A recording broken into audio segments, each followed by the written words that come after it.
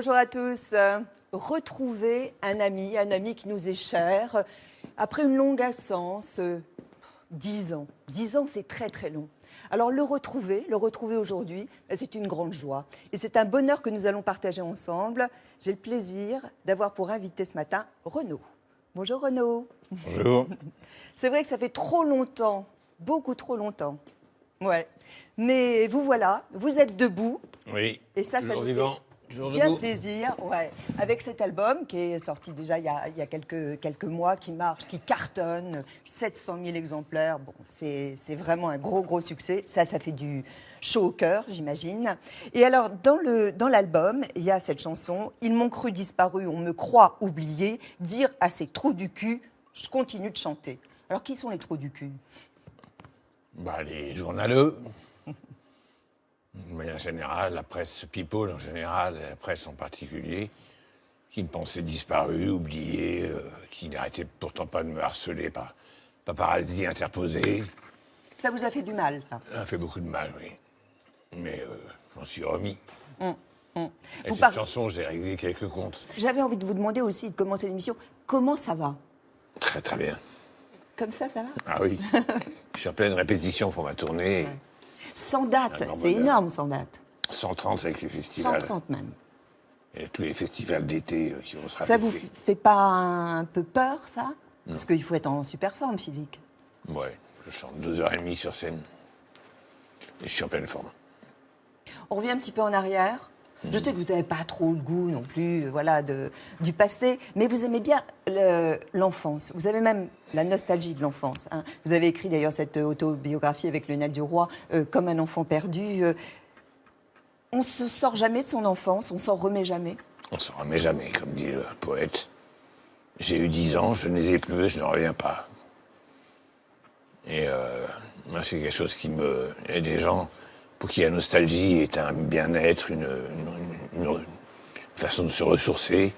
Moi, c'est une blessure, la nostalgie. Ça me meurtrit, Quand je pense à mon passé, à mon enfance, je suis désespéré.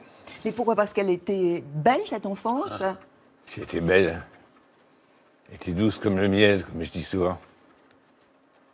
Magnifique, entourée de mes 5 frères et sœurs, avec des parents aimants, sévères mais aimants. Protestant, Protestants, intellectuels, écrivains, professeurs. une maman souriante, vivante, Ouais. ch'ti. Ch'timi, ouais. Lui du sud, de Montpellier, elle de Lens. Et puis la famille. Et la famille, une partie. Comment on parvient à trouver sa place dans le cadre d'une famille nombreuse? J'ai eu la chance d'être un peu le chouchou de ma mère. Le petit dernier, l'avant-dernier, le plus jeune, puisque mon frère jumeau est né avant moi. J'étais un peu le petit chétif de la famille, maigrichon.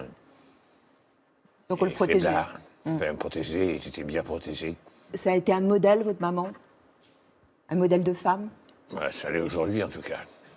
À l'époque, je ne sais pas. Mais j'admirais beaucoup, je l'aimais énormément. Aujourd'hui, encore plus. Est-ce qu'on Aujourd'hui parle... qu'elle a 95 ans. Quel a été votre premier acte de rébellion? Mais 68. À part quand on est parents, d'abord, un petit peu, quand j'ai commencé à avoir les cheveux un peu longs, plus courts qu'aujourd'hui, mais longs pour l'époque. Et vous ne mangez pas avec eux? Vous mangez à la Mon cuisine? père ne voulait pas me voir à table quand j'avais les cheveux longs, enfin, soi-disant longs, plus joli, plus court que vous et moi. Mais j'avais la frange, il ne voulait pas me voir à table, donc je mangeais tout seul dans la cuisine. Et je n'aimais pas les tomates, je n'aime toujours pas, je n'avais jamais mangé de ma vie. Et je restais parfois 1h30 à table dans ma rondelle de tomates, à refuser de manger. Et mon père disait, tant que tu n'auras pas mangé ta tomate, tu n'auras rien d'autre. Ma mère m'a amené des douceurs en cachette. En catimini. Ouais. Mais ma vraie révolte intérieure, profonde, c'est mai 68. Ouais. Retour sur votre vie en chanson, si vous le voulez bien, par Magali Defer. J'avais toujours envie de chanter ce que j'avais sur le cœur, dans les tripes et dans la tête. Et oui, Renaud, c'est toute une vie qui se raconte en chanson, à commencer par sa jeunesse où le petit gars de Paname fréquente les banlieusards.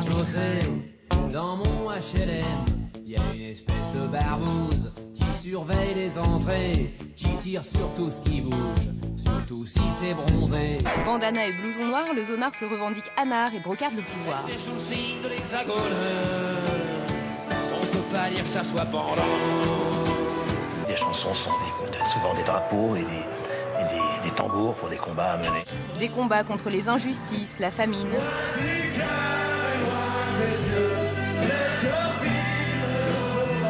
Ou les attentats, la guerre.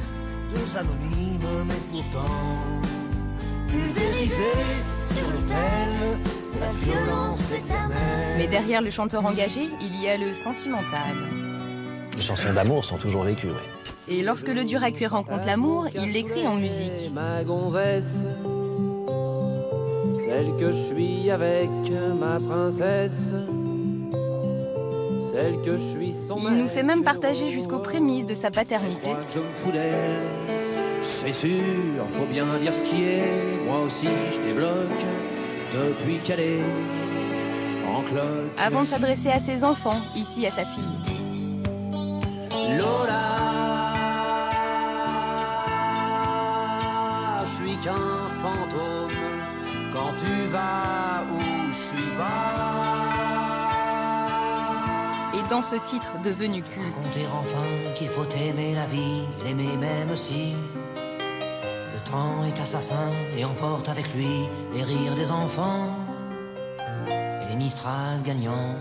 Renaud nous touche par sa sensibilité, celle d'un homme qui ne sait cacher ses fragilités.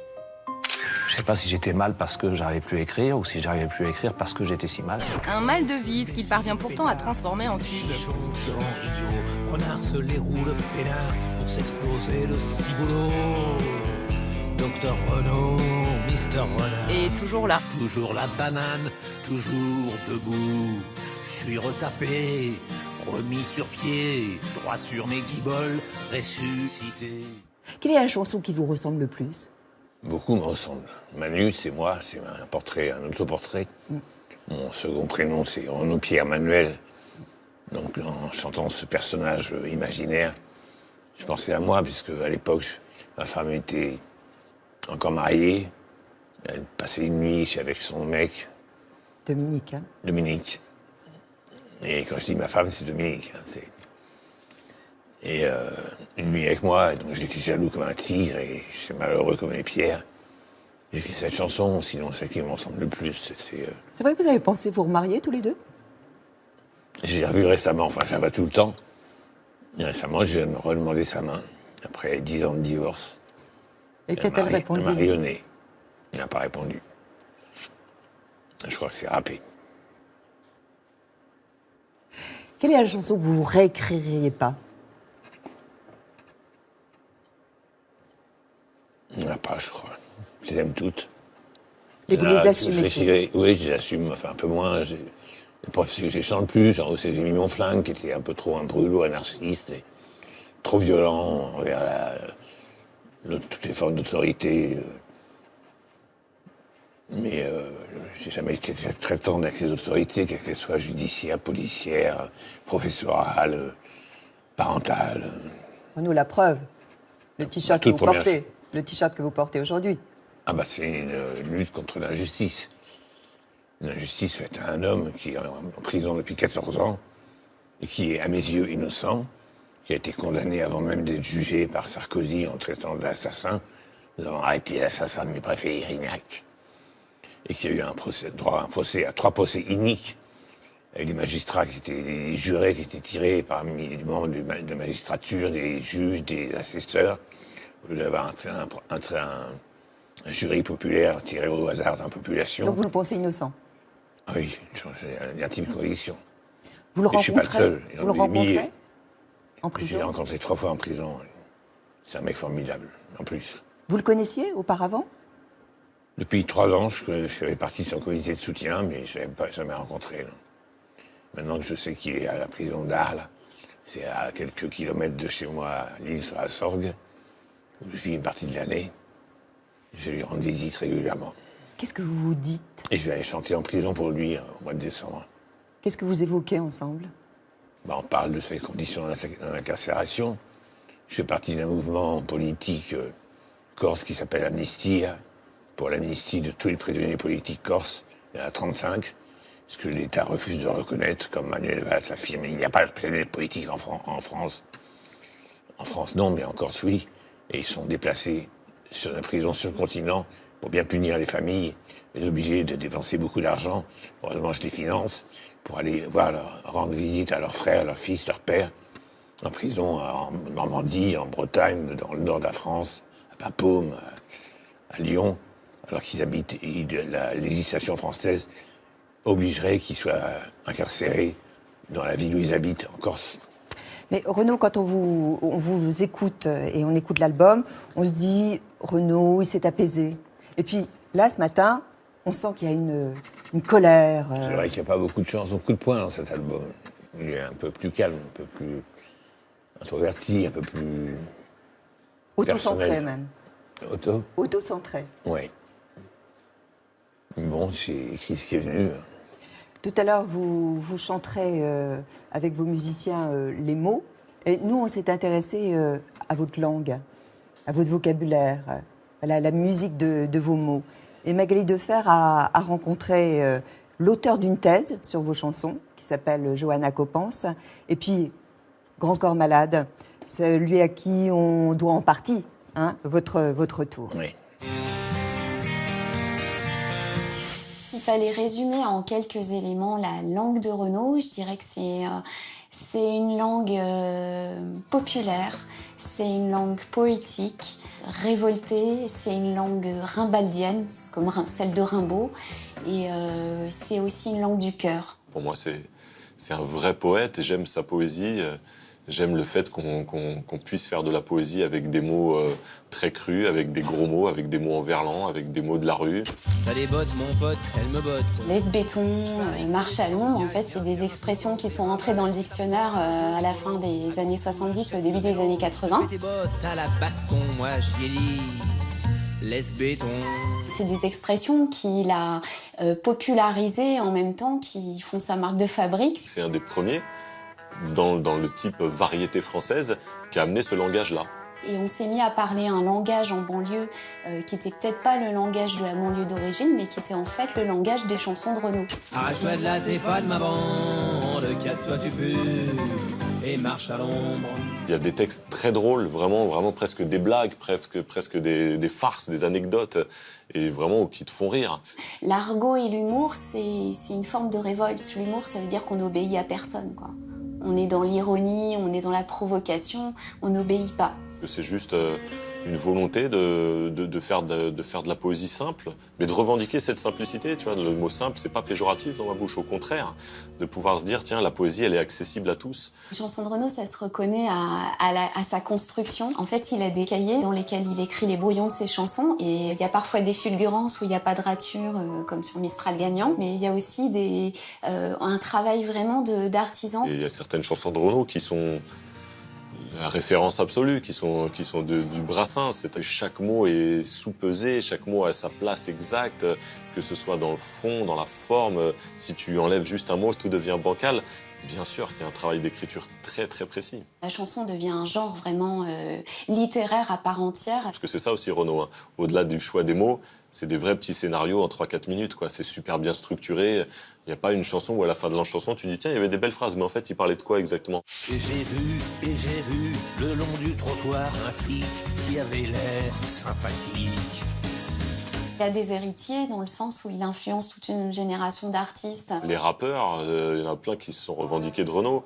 Les slameurs, voilà, on se dit tous que Renaud c'est un des premiers slameurs parce que on essaie nous de faire de la poésie de proximité avec des mots de tous les jours.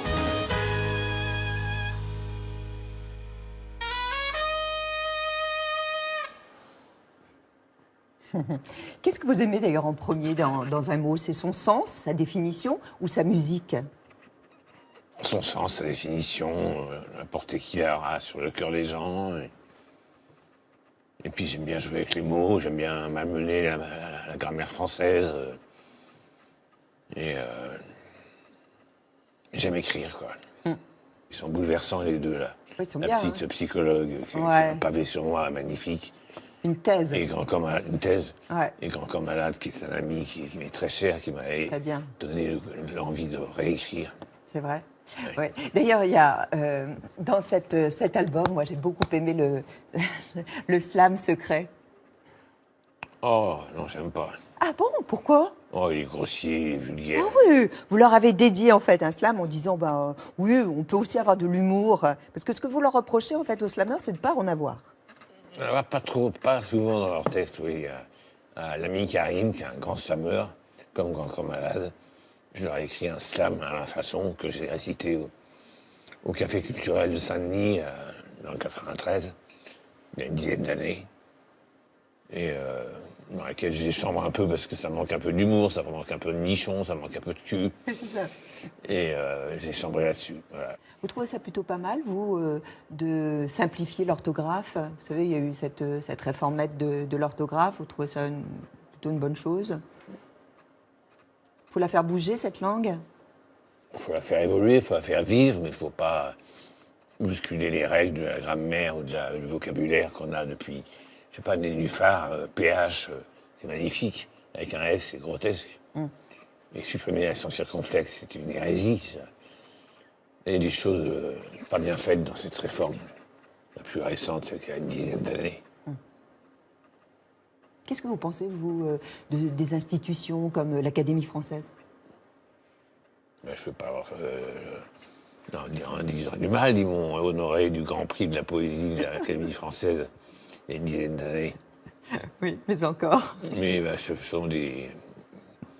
c'est un petit peu grabataires, un petit peu pas tout jeunes, qui sont un peu assis sur les institutions et sur les bonnes mœurs. Mais ils font un beau travail.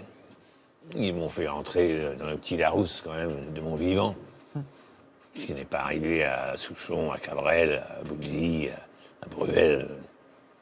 Les reconnaissances, ça vous atteint, ça vous fait du bien. Infiniment. Ah oui. Ah oui, oui, je suis très honoré. C'est plus qu'un honneur, c'est un bonheur.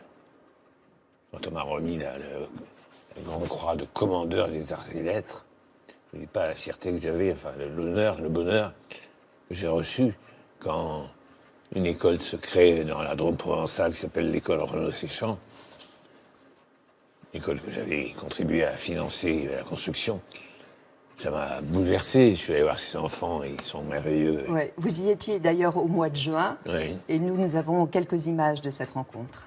C'est pas l'homme qui prend la mer, c'est la mer qui prend l'homme. Moi, la mer, elle m'a pris au dépourvu, tant pis. J'ai troqué mes Santiago et mon cuir un peu jaune contre une paire de dorsales et un vieux ciré jaune. Il s'est approché de moi, il m'a regardé comme ça. Petit portoricain, bien enterré, quasiment new-yorkais, de l'autre. Ah, attends. Toujours vivant, toujours debout, toujours la banane, rassurez-vous. Il construit disparu, on ne croit oublier. Il a ses trous du cul, je continue de chanter. C'est Cerise. Ils sont bouleversants, ces enfants. Est-il vrai que vous allez enregistrer un album pour enfants? Oui, à la fin de l'année. Pour Noël? Pour Noël prochain, oui. Vous avez... Noël pas là, Ouais. Noël 2017. Vous avez déjà écrit? Oui, j'ai écrit une douzaine de chansons. Certaines à revoir. J'ai confié les musiques à Renan Luce, mon ex-gendre, ex-beau-fils, qui a un amour, et qui m'a fait des mélodies merveilleuses. Et c'est des chansons pleines de gros mots, comme ils aiment. Alors, c'est vrai que vous avez un rapport et une relation aux enfants très belle, mais alors vous dites, je suis passée à côté, moi, de mon fils, de Malone. J'étais un peu absent, un petit peu trop présent dans les bistrots et pas assez à la maison. Et j'ai pas vu grandir. Bon, j'ai pas vu grandir, et quand il a grandi, il m'a jamais appelé le papa, il m'a appelé Renaud. J'étais un étranger, il voulait pas m'embrasser le soir avant de se coucher. Je faisais peur. Ouais, tu sens la bière, je t'aime pas. Maintenant que je suis sain et sobre, j'ai retrouvé. Et c'est un amour. Il me tient la main dans la rue, il m'appelle papa. Je le redécouvre à 10 ans. Enfin, à 9 ans, il y a un an. Qu'est-ce que vous tentez de lui transmettre? Qu'est-ce qui est important, transmettre à un enfant? Le goût des mots, de la poésie, de la chanson, le goût de la révolte, de l'insoumission, de pas le désir de ne pas accepter ce monde tel qu'il est. Renaud, ça veut tout dire, ça signifie renauder, c'est râler. Être en Renaud, ça veut dire être en colère, en vieux français. D'où vient mon tempérament. Mais récemment, vous avez fait une déclaration que vous voteriez bien pour François Fillon. Alors, je vais mettre les choses au point une fois pour voilà, toutes. merci. On m'a parlé des éventualités aux prochaines élections. J'aime pas parler de ça. À chaque élection, on me demande mon avis pour qui je vais voter. Et je voulais savoir pour qui j'allais voter en cas de victoire de la droite au second tour face à Marine Le Pen, à l'extrême droite. Et je dis, j'aime pas Sarkozy, je déteste Juppé. À la limite, si Fillon se présente, je voterai Fillon contre Marine Le Pen. Le lendemain, les journaux, Renaud, je voterai Fillon. Et dans les radios, on en fait des caisses et des caisses et des tonnes. Je me suis fait chier dessus par les internautes de tout poil qui m'ont balancé. Ouais, Renaud, t'as viré ta cutie, tu votes à droite. Je me dis, je votais à droite. J'ai dit, en cas de duel Marine Le Pen, François Fillon, oui, je voterai François Fillon sans honte, comme j'ai voté Chirac en 2002 contre Jean-Marie Le Pen. Parce que d'abord, Fillon paraît être un bon républicain, me paraît être un honnête homme, il n'a pas de casse sur le cul. Et j'ai apporté mon soutien éventuel dans cette éventualité où il serait face à Marine Le Pen dans cette élection. Bon, voilà. Ça vous fait peur, l'éventualité d'une Marine Le Pen Non, je ne dépassera jamais tour. 35%. Non. Je ne pense pas qu'il y ait plus de 50% de fachos en France. Le fait d'écrire dans Charlie Hebdo, de nouveau, c'est aussi un acte militant? J'ai de nouveau arrêté. Parce que j'ai passé 3 mois de vacances à l'île sur la Sorgue, à jouer à la pétanque, à faire un peu les bistrots et à faire piscine. Et je me suis coupé de l'actualité du monde, à part les événements de juillet à Nice, les événements tragiques, mais cet acte de barbarie encore. Je me suis coupé de l'actualité, j'ai plus aucun sujet à raconter, à part raconter ma vie personnelle, ce qui agace certains lecteurs, donc j'ai renoncé. Quand vous dites faire les bistrots, ça veut dire que reboire ou non, vous avez non. tout coupé? Non, j'ai reboire une bière de temps en temps. Mais c'était plutôt Coca Zéro. J'aime pas citer cette marque. L'addiction, elle n'existe plus? Non. Comment on y arrive? La volonté. Il y a une phase de désintoxication, une cure de désintoxication? Ah oui, j'ai fait une cure à Bruxelles. Il y a 1 an, quand j'étais à Bruxelles, je suis allé en clinique pendant 15 jours. Ils m'ont fait tous les examens possibles et inimaginables. Et ils ont remarqué que j'avais un taux de potassium dans le rouge.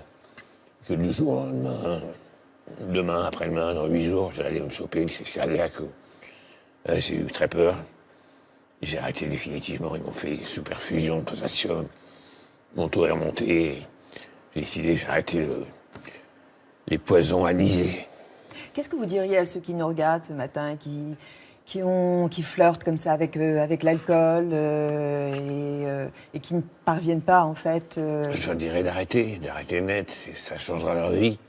D'ailleurs, j'ai eu de nombreux témoignages de gens qui buvaient, qui étaient addicts, qui étaient accros à l'alcool, et qui, depuis que j'ai arrêté, ont arrêté aussi. C'était formidable de servir d'exemple, de modèle à des gens perdus. Alors, modèle, vous en êtes un. On va parler des fans. Nous, on en a rencontré 3, avec des générations allant donc de 25 ans à 51 ans. C'est Kevin, Jérémy et Sandrine. D'ailleurs, Kevin, qui est venu sur le plateau aussi, on l'a accueilli avec joie. Et tous les 3 racontent en fait l'influence très importante que vous avez eue sur leur vie. Voici Sandrine, 51 ans, Jérémy, 32 ans et Kevin, 25 ans. 3 styles, 3 profils, leur point commun? J'adore Renaud depuis l'âge de 13 ans. Je dois beaucoup à Renaud grâce à ses chansons.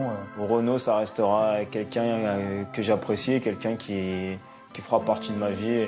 Tous les 3 adorent Renaud et ça se voit. Je collectionne les CD, les vinyles, les livres qui se font sur lui. Pour moi, pas beaucoup, mais pour ma femme, trop.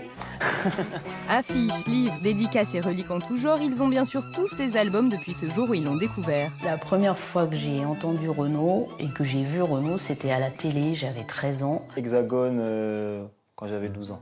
C'était à 13 ans dans la voiture de mon père et c'était Le petit chat est mort. Et j'ai été surprise parce qu'en plus, laisse-béton, on ne savait pas ce que ça voulait dire. Hexagone, pour moi, c'est ma claque musicale. J'ai de suite accroché et après je me suis jeté sur tout le reste de sa discographie. Depuis, ils n'ont cessé de l'écouter et de le suivre lors de ses tournées. C'est mon ticket pour le premier concert de Renaud, 8 janvier 1982.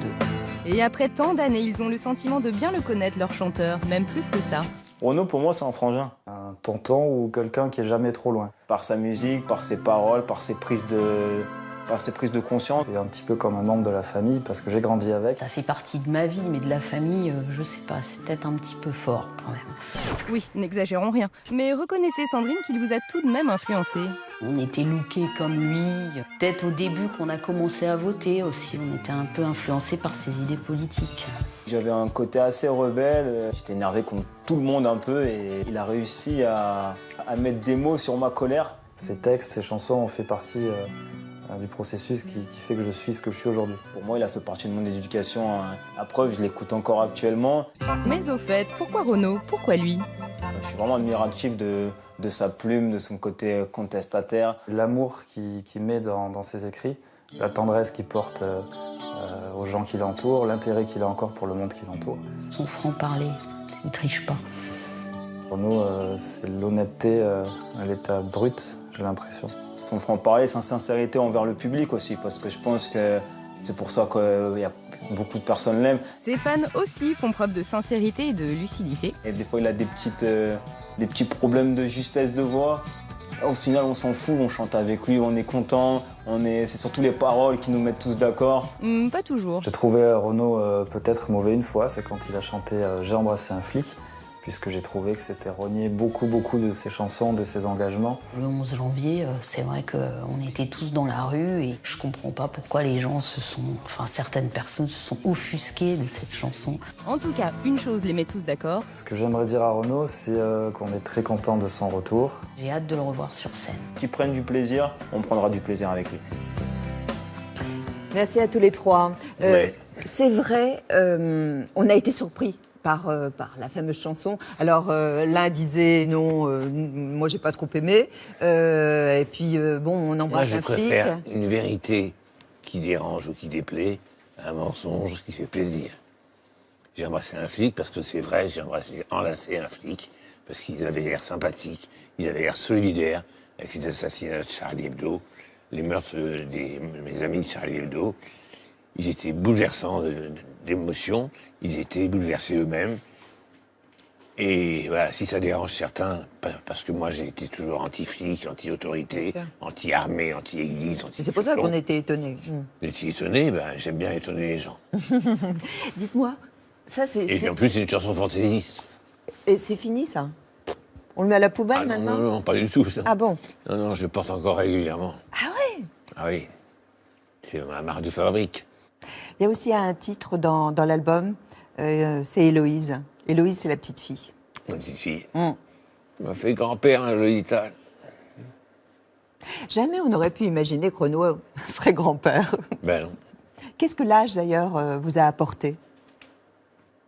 Une espèce de sérénité, le m'en-foutisme généralisé sur la vie, les gens, le désespoir. Et qu'est-ce que ma vie m'a appris à souffrir intensément et à aimer intensément. D'où le tatouage? D'où le tatouage. Le Christ sur votre dos, comme lui j'ai aimé, comme lui j'ai souffert. Oui. C'est pas un peu prétentieux, ça? Non, c'est pas prétentieux, mais par contre, ça... De se comparer au Christ. Ah, je ne me compare pas au Christ en aucun cas. Mais je le mets en effigie sur mon dos, c'est pas même pour comparer à lui. Pour dire que comme lui j'ai aimé, comme beaucoup de gens ont aimé, comme lui j'ai souffert, comme beaucoup de gens ont souffert. Vous croyez encore, vous, en l'amour? Oh oui. Ouais. Et je tombe amoureux tous les jours. La dernière fois, c'était en allant voir Victoria. Oui. Ce chef-d'œuvre avec Virginie Efira. Je suis sorti de là, fou amoureux de cette jeune fille. Virginie Efira. Du personnage ou de l'actrice? Ah non, de l'actrice. Les deux. L'actrice, le personnage, elle m'a bouleversé. Je suis allé voir un autre film, qui s'appelle France. Je ne sais pas si c'est un film franco-allemand. Je suis sorti en pleurant. Osons? La dernière fois que j'ai pleuré, c'est là. J'ai pleuré pendant 10 minutes après la fin de la séance. Au bistrot encore, je pleurais. Tellement c'est bouleversant, de François Ozon. Vous avez, génie. Vous avez beaucoup de tendresse en vous, beaucoup de sensibilité.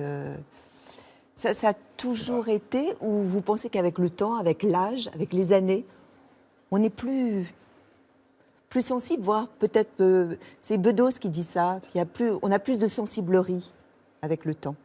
Peut-être, oui. Oui, je me foutais un peu de tout quand j'avais 20 ans, 25 ans. Et aujourd'hui, les choses vous atteignent davantage. Oui. Et c'est une bonne chose ou pas? Bah, c'est plutôt bien de s'enrichir du bonheur des gens, de la souffrance des gens, de leurs histoires, de leur vécu. Je me fais des copains tous les jours. Je tombe amoureux tous les jours. Je vous dis, les actrices, je tombe amoureux tout le temps. Et j'essaie de les rencontrer. J'ai rencontré Hélène Filière. Et j'espère rencontrer bientôt Virginie Efira. Mais vous êtes prêt parfois à chercher le numéro de téléphone pour avoir... Ouais. Oui, pour avoir une rencontre. Ouais. Ah oui, Il appelle, je dis, je suis fou amoureux de vous, je suis chanteur Renaud, je ne sais pas si vous me connaissez, je ne sais pas si vous m'aimez. Moi, je vous aime comme un fou.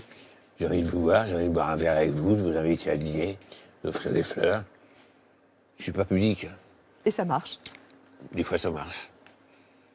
Des fois, non. L'éternel amoureux, Renaud. Je vais vous emmener au dos à dos. Ah oui, je D'accord. connais. On va le tenter. Allez, on tente. Que feriez-vous si vous étiez une femme le temps d'une journée? Je ferai un enfant. Un bébé. Très vite. Votre plus grand moment de solitude? Il a duré 20 ans. À boire, à boire, à boire. Tout seul, tout seul. Sur l'échelle du bonheur, de 1 à 10, où vous placez-vous? 6, 7. Pas mal. Quelle est la convention sociale qui vous agace? La loi M. Khomri. Est-ce que vous avez déjà été violent avec une femme? Non. Je n'ai une gifle. Bien, j'en ai reçu 3 coups de poing en retour. Est-ce que vous avez déjà souhaité la mort de quelqu'un? Non. Si votre père était encore en vie, qu'est-ce que vous aimeriez qu'il vous dise aujourd'hui? Qui m'aime, qui est fier de moi.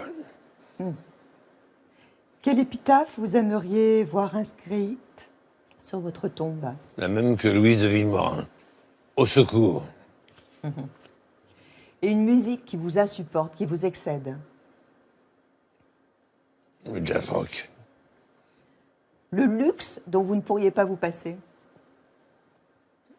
Un café du matin. Est-ce que vous pourriez être votre ami? Non. Pourquoi? Trop grincheux. Trop souvent. Une chanson qui vous rend joyeux? Il y a de la joie. Ah. Il y a de la joie. Bonjour, bonjour les hirondelles. Il y a de la joie. Dans Le soleil ciel par-dessus les toits, il y a de la joie. Et le soleil dans les ruelles, il y a de la joie. Partout, il y a de la joie. tout le jour, mon cœur va chavirer chancer. Nous, on aurait une super joie à vous entendre. Oui. Vous nous interprétez les mots? D'accord. M-O-T-S, avec des musiciens.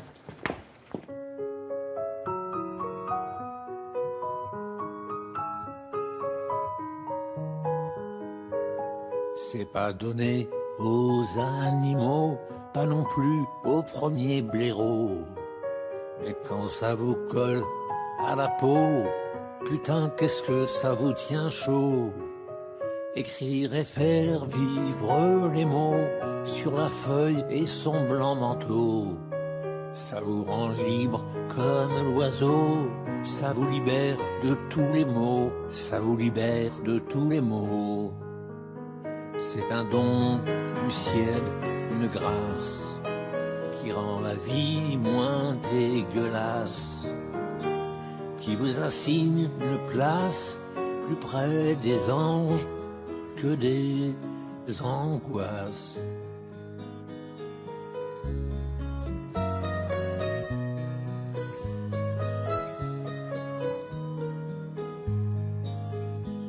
Poèmes, chansons, brûlots vous ouvrent des mondes plus beaux, des horizons toujours nouveaux qui vous éloignent des troupeaux.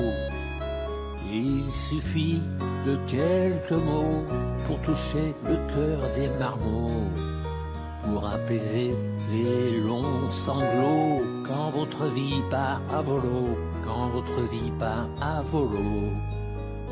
C'est un don du ciel, une grâce qui rend la vie moins dégueulasse, qui vous assigne une place plus près des anges que des angoisses.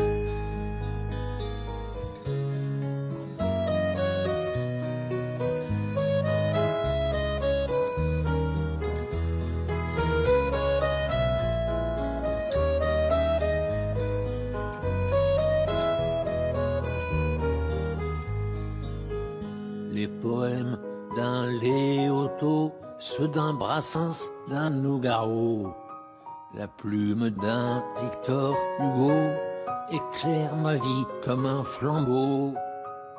Alors gloire à ces héros qui par la magie d'un stylo et parce qu'ils font vivre les mots, emmène mon esprit vers le haut, emmène mon esprit vers le haut. C'est un don du ciel, une grâce qui rend la vie moins dégueulasse, qui vous assigne une place plus près des anges que des angoisses, qui vous assigne une place plus près des anges que des angoisses.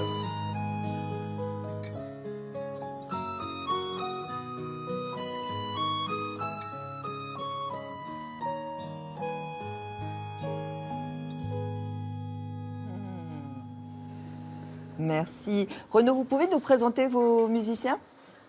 Jean-François Berger, à l'accordéon et au clavier sur scène. Michael Ohaillon, directeur musical, guitariste et bassiste. Et Evert, à la basse et au piano. En l'occurrence, aujourd'hui au piano. Merci à tous les trois d'avoir accompagné Renaud ce matin.